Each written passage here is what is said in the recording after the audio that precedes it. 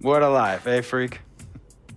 1 minute you're playing 21 and horse on the courts in Harlem, and the next moment you're in the showroom, configuring the gunmetal and graphite exterior of your luxury car and your iPad mini. Oh, I bet you get a crazy crowd when you drive that car around the block in the old neighborhood, huh? Yeah, I'm living the dream. Mad pandemonium. But folks from back around the way are real proud of me. Yeah, I hear you. Local kid makes good.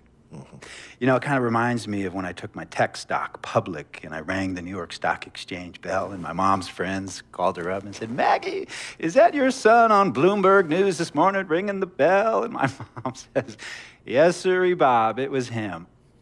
That was a great moment, freak. And you know, our lives are like a pearl necklace of great moments, all strung together with the finest silk thread of memories.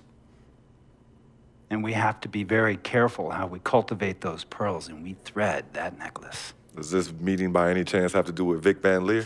I grew up in the burbs, freak. I wasn't poor, upper middle class, comfortable. My daddy worked as an accountant for one of the largest insurance firms in the country. Smart with his money. Mom didn't have to work. I went to boarding school. And then my dad died of a heart attack when I was a freshman at MIT. I was a movie geek, wanted to be a civil engineer, but I made my fortune by becoming a hybrid of both those interests. My dad didn't want me to be an accountant. Oh, listen to this. My best friend was a guy named Isidore. Yeah, we called him Izzy. He was one of the smartest human beings I have ever met in my life. I mean, Izzy was taking second-year college calculus courses as a high school sophomore, right? Straight A student, full ride to MIT. Izzy had the world at his fingertips. But he was always looking for trouble, and trouble found him. He ran with the wrong crowd. And when we got to MIT, he got this great job working for a financial consulting firm in Boston.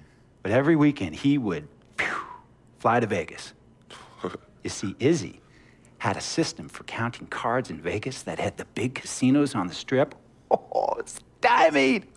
He would come back to MIT with suitcases filled with $200,000 in cold cash. What? Yeah. So your man Izzy was getting hit off like that? Like a fat rat in a cheddar cheese factory, freak. Okay, so what happened to this dude Izzy, because he's dope? No, not dope. Dead. And our friendship took a hit when he asked me to hang out with him in Vegas, and I said I wouldn't do it because I knew he was on a dark and twisted path in his life. And yes, he was my dude. But no way was I gonna throw my life away trying to show my loyalty to a guy who really and truly didn't understand what loyalty was all about. So this meeting is about Vic. Correctamente. Okay, well, sir, Vic isn't Izzy. And why's that, freak? Well, for one thing, you and your dead friend Izzy didn't grow up poor. Me and Vic grew up in a neighborhood where we had to look over our shoulder every 2 seconds to make sure nobody was going to walk up on us and rob us. True. Izzy and I did not grow up in the hood. But we, like you, thankfully grew up in a two-parent household. But even that wasn't enough for Izzy. He wasn't satisfied. He was always looking for a 5-alarm fire when he already had the warmth and comfort of a loving family. This is not about class warfare, freak. This is about the consequences of making bad choices and risking it all when you feel like you have nothing to lose. Vic is like a brother to me, sir. But you shouldn't be Brother Vic's keeper, freak. Would a brother go looking for trouble and put your career and your livelihood at risk by getting into fights at nightclubs and seedy after-hour joints and then scream to the media, "Yeah, it's all good, I'm an FOF, friendo freak. It's all misunderstanding. Y'all be haters, don't hate my game." I don't think a brother would do that to someone they really cared about, but a guy who looked at you like a meal ticket would. No. See, you don't understand Vic. Really? I don't understand. No.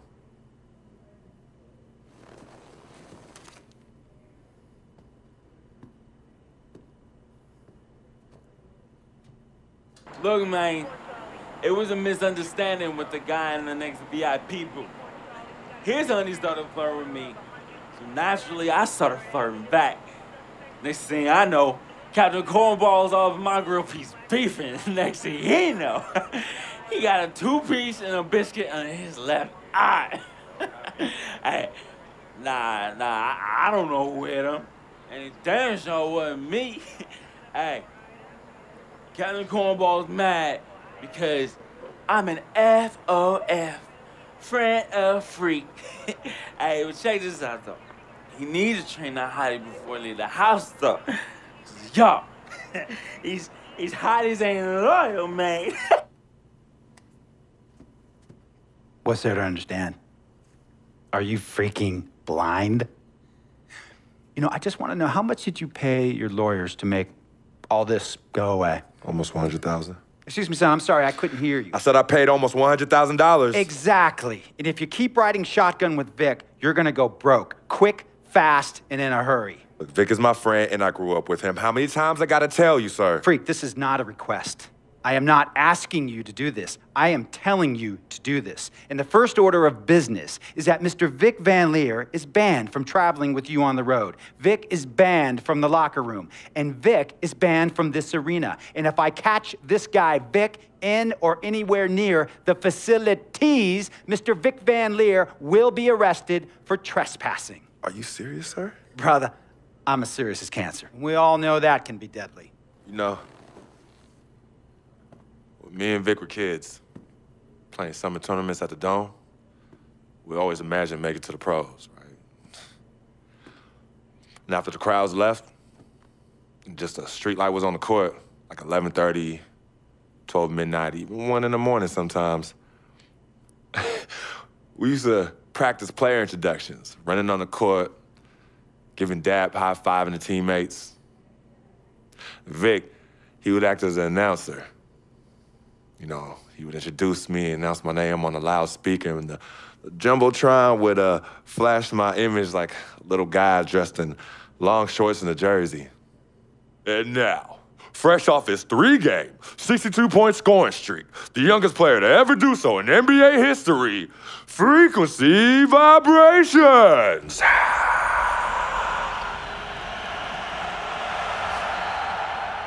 So me and Vic would sit in those empty bleachers at the Dome and dream like nobody's business. And now I'm living a dream. For real. And in so many ways, Vic was part of that. Please, listen to me. I mean, I know this guy's your dude from way back. Look, me and Vic go way back like the front seats of a '67 Cadillac. That's good. We go way back. Did you say front seats? Front seats of a '67 Cadillac. We go way back like the front seats of a '67 Cadillac. Well, Jiminy Crickets. I'm gonna be the hit once again at Herbie Allen's Sun Valley Shindig because my fellow billionaires love it when I walk and talk that talk. So that almost sounds... No, let me tell you exactly what it sounds like. I respect, admire, and most importantly, love you as a human being and a role model. But I pay you a lot. And I mean, I pay you a lot of money to play for my team. And I am in this game to win it. And you can't win it with an albatross around your neck like Vic. So Vic is done. History. And here's some more lingo that I picked up from a former megastar who used to play for me several seasons ago. Thought I would never release him until I did. And now he's the 6th man on a struggling team in Venice. And yeah, I'm talking Venice with the canals and the gondolas and Harry's Bar, not the street ballers next to the fortune tellers on the beach in Cali. This guy used to tell me when he thought there was a player destroying our team, don't be a hero, cut that zero. And that is what I am telling you about Vic, freak. Don't be a hero, cut that zero. The only thing Vic brings into your life is headache and unwanted and unnecessary negative attention. And it will begin to affect your mindset. And when it affects your mindset, it's going to affect your play. And when it affects your play, it's going to affect my team. And when it affects my team, it's going to affect my money. And if it affects my money, Google Translate will become your new freaking friend. I want a championship ring, freak, and I want you to help me get that ring. And banners after banners hanging from the rafters in this arena. So, freak, hear me clearly and hear me good. V, G, Vic, gotta go!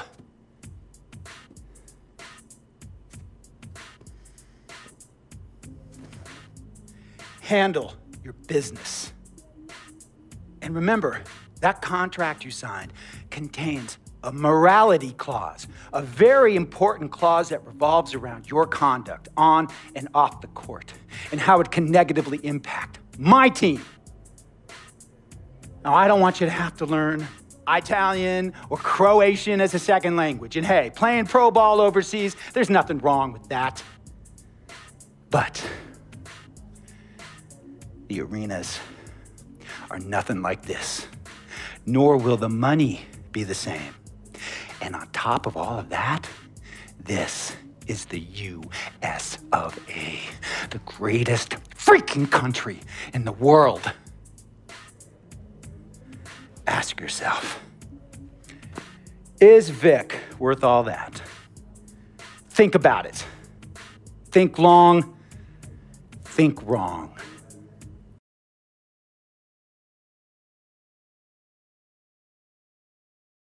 Tell you about Vic. He has his bad rap.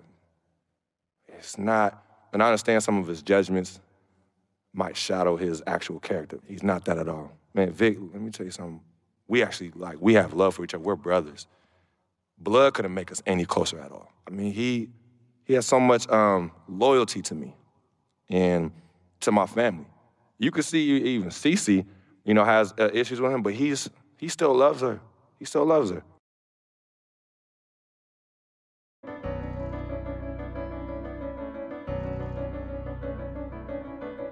His experience is a one-and-done college player.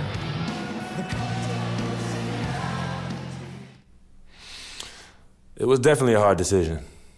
I had to sit down with my family and weigh the options and really take the time to figure out what's best for me. It was tough. I mean, I loved my team, my coaches, and just the whole college experience, But on the other hand, there's always a risk of injury, I just felt like I was ready to take my game to the next level, so why wait? And I think it turned out for the best. No regrets. Now with more and more freshmen, Clark. All right, here we go. This is game 3. Oh, spin move all the way. Nice. There you go. We are up.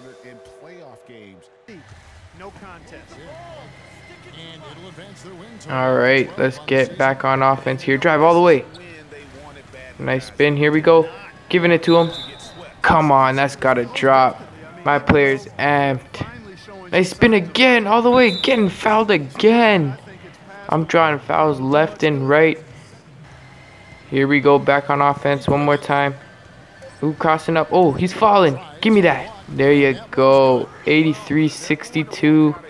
This game is also a blowout as we're getting another W. Man, we're just playing great these first couple games. 83-62 against the Clippers of all teams. Wow, we're playing great. I had 19 points, 2 rebounds, 1 assist, 2 blocks, and 2 steals.